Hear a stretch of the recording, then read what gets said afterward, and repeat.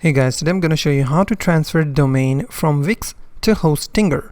First of all you have to do is sign in into your Wix account into wix.com. From here you have to find the option called transfer away from Wix. Once you click on it, you have to make sure that you obtain your authentication code from Wix to transfer the domain, and also you have to unlock your domain. If your domain is locked, you cannot transfer it. After you have made sure that both of the things, then all you have to do is go to hostinger.com website, sign in with your account. From here you have to click on domains and click on transfers. From here you have to select the option called transfer domain to Hostinger. Click on it. From here you have to enter your domain name that you want to transfer. For example, I have entered a domain.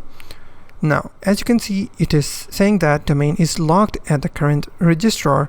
So I have told you that you have to unlock the domain before you can proceed transferring your domain from Wix. So I haven't unlocked it yet. So that's why you have to unlock it. Once you unlock it, this error won't be showing to you. You have to proceed from there. You have to click on next, and that's how you can transfer your domain from Wix to Hostinger. If you find this video helpful, please hit the like button and don't forget to subscribe.